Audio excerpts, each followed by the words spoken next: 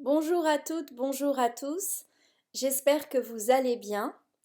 Je voudrais tout d'abord vous remercier pour votre soutien à cette chaîne. C'est grâce à vous que je suis encouragée à mettre plus de vidéos en ligne malgré évidemment le temps qu'elles prennent.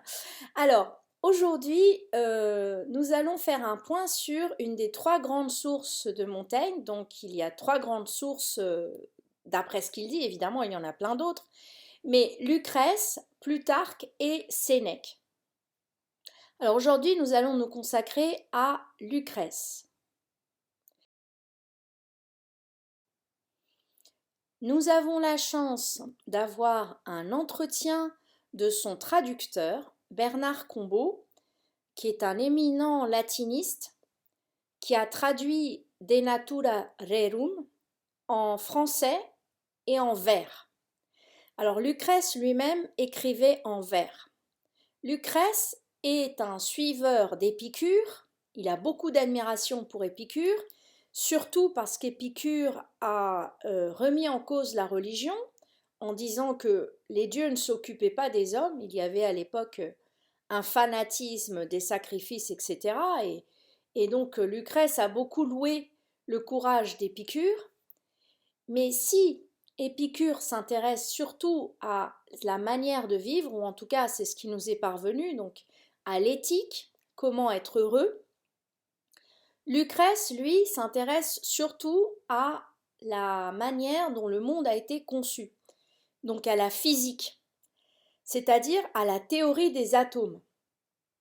Et donc on a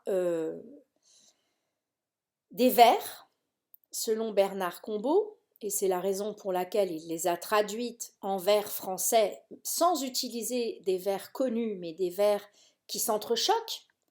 Vous allez entendre à la lecture que ce ne sont pas des vers fluides.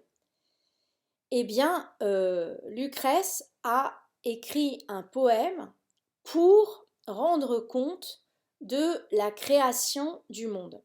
Et donc, ce poème s'appelle De Natura Rerum, qui a été traditionnellement traduit par de la nature, mais que Bernard Combault, dans sa traduction de 2012 parue chez Mola, a traduit par la naissance des choses.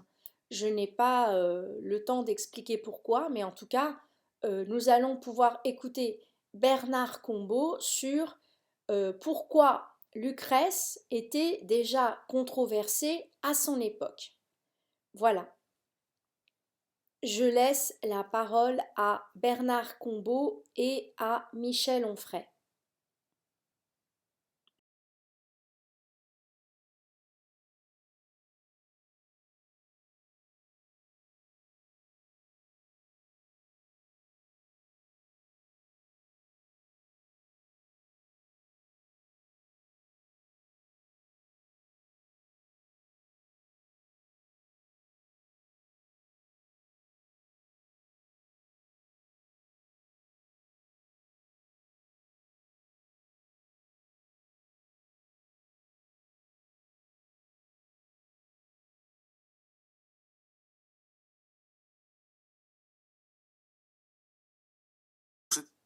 De la biographie, on a beaucoup dit de Lucrèce alors qu'on n'en savait rien, qu'assez probablement il était devenu fou parce qu'il avait ingéré un filtre d'amour. Saint Jérôme nous a fait savoir des choses terribles. On nous a dit qu'évidemment, puisqu'il était fou, le poème ne pouvait être que le poème d'un fou.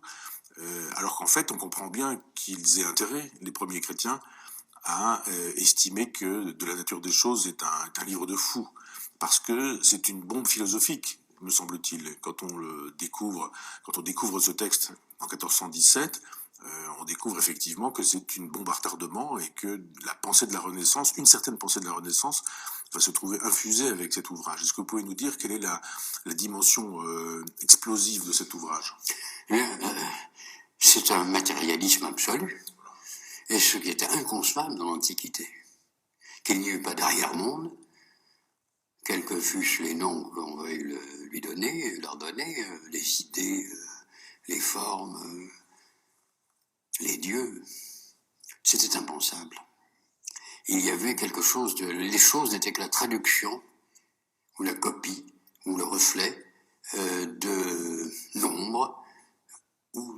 formes abstraites, conceptuelles, d'idées, mais qu'il n'y eut pas d'esprit, et qu'il n'y eut pas de divinité, qu'il n'y eut aucune interférence possible entre le divin et le monde. Ça, c'était quelque chose d'impensable dans l'Antiquité déjà. Et donc, déjà, Lucrèce a été très mal compris et assez mal reçu par ceux de son temps. Il a fallu un homme exceptionnel comme Cicéron, qui avait une philosophie pourtant tout opposée, idéaliste, était de la Nouvelle Académie, mais qui a vu le jeu. C'était un excellent orateur, et un poète moyen. Mais quand il a vu le génie poétique de Lucrèce, il a dit on ne peut pas mettre ça sous le boisseau, il faut que ce soit publié, il faut que ce soit édité. Et c'est Cicéron qui a fait la première édition du texte de Lucrèce. Mais il fallait vraiment un esprit hors du commun, comme celui de Cicéron, pour pardonner à Lucrèce son matérialisme radical au nom de son génie poétique et intellectuel. Oui, c'est ça. C'est-à-dire que le stoïcien sauve le texte épicurien par sa forme et pas par son fond. Il estime que le fond est secondaire, mais que la forme est tellement géniale qu'il faut sauver ce texte. Voilà, un peu, oui. Oui, c'est génial, effectivement, c'est ce qu'il dit Cicéron dans une lettre à Quintus, son frère. Il dit cet artiste est absolument remarquable et sublime. Alors vous dites qu'il n'y a pas de divinité chez Lucrèce, mais il y a des dieux. Oui, mais ils sont retirés dans des intermondes, et donc ils ne peuvent intervenir dans aucun des mondes, puisqu'il y a une pluralité de mondes possibles chez Lucrèce, puisqu'ils sont relégués dans des espaces intermondains. C'est intéressant d'ailleurs parce que cette idée d'un retrait de la divinité ne supprime pas les dieux, mais il les éloigne du monde. Ce qui fait qu'ils n'ont plus aucune action possible, aucune interaction possible avec notre monde ou quelque monde possible que ce soit. Sauf qu'il invite à ce qu'on se fasse semblable aux dieux, pareil aux dieux. Il estime qu'ils sont faits de matière subtile, oui, qu'ils sont entre les mondes, qu'ils sont effectivement dans les intermondes, qu'ils ne se soucient pas des hommes, mais que les hommes doivent se soucier d'eux, puisque sa philosophie est une invitation à faire de telle sorte que nous soyons pareils aux dieux. C'est vrai. Donc c'est pas franchement ce qu'on a beaucoup dit pendant des siècles, un athéisme. Non. C'est un polythéisme qui fait descendre les dieux sur terre et pas monter les hommes au ciel. C'est-à-dire qu'il s'agit de dire tâchez d'être comme eux, l'ataraxie, l'impassibilité, etc. Oui. Et vous serez semblable à des dieux. Alors qu'est-ce que ça veut dire être semblable à un dieu pour Lucrèce ? C'est essentiellement l'impassibilité, voilà. Puisque les dieux ne font rien, ils ne ressentent rien, aucune émotion, aucun trouble de l'âme. Ils jouissent du pur plaisir d'exister. Exactement. Et c'est l'invitation de Lucrèce. Tâchez de faire de telle sorte que vous puissiez jouir du pur plaisir d'exister. En sachant que c'est une asymptote. Aucun homme ne parviendra à cette perfection. Mais ça donne un cap. Alors le scandale que vous signalez, et je souscris, le scandale, c'est aussi le fait qu'il critique ce qu'il appelle à l'époque la superstition.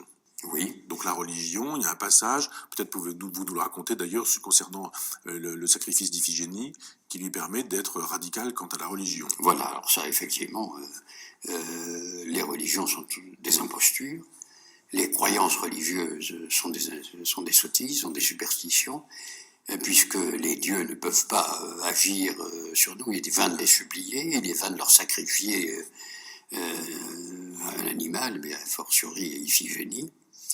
La religion n'a pu susciter que des crimes et des guerres inutiles et vaines. Et donc, il est irreligieux au possible, oui, ça c'est vrai, ce qui n'a rien à voir avec l'athéisme. Mais je reviens sur cette idée du retrait de la divinité. Il m'est venu depuis à l'esprit que Lucrèce ayant été forcément un esprit voyageur, un homme qui a voyagé dans l'Orient grec, a pu avoir ne peut pas ne pas avoir eu connaissance de la pensée judaïque et de son Dieu en retrait. Alors, il ne va pas jusqu'à fondre un syncrétisme de tous les dieux, ça reste un polythéisme abstrait, mais mais ces dieux en retrait ont quelque chose peut-être à voir avec le judaïsme aussi. Voilà, donc nous comprenons le problème. La religion est fondée sur la superstition et des sacrifices inutiles, étant donné que les dieux ne s'occupent pas des hommes, des sacrifices inutiles et cruels, d'innocents. La question de la pluralité des mondes, Donc nous ne sommes pas le seul monde, il y en a plein d'autres. Et enfin, le matérialisme. Pour finir, je vous laisse écouter sur la question du sacrifice, le sacrifice d'Iphigénie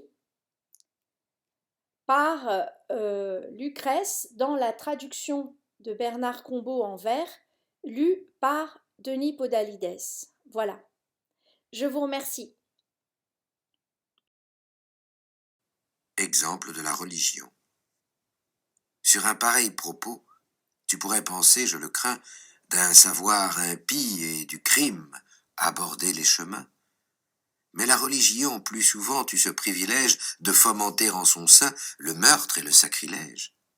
Ne vit-on en Aulis l'autel de la Vierge Trivia, ignoblement souillé du sang d'Iphianassa, que versa l'élite d'Argos, la fleur de la noblesse? Sitôt que, ceint à ses cheveux, le bandeau virginal eut encadré ses joues, tombant de part et d'autre égales, que de son père, à l'autel, elle a surpris la tristesse, vu les prêtres près de lui cacher le glaive à leur dos, et le peuple à sa vue, échappant des sanglots. Sans mot dire, en tremblant, elle se laisse choir à terre, malheureuse. À quoi bon, dans un moment aussi cruel, avoir la première au roi donné le doux nom de père? Enlevée aux mains des guerriers, vacillante, à l'autel on l'emporte, non pour être aux accents de l'hyménée, après le rite accompli chez son époux ramené, mais pour périr impurement, pure au jour de ses noces. Déplorable victime, oui, qu'un père immole aux dieux, pour qu'ils accordent à la flotte un souffle bienheureux, tant la religion sut dicter de meurtres atroces.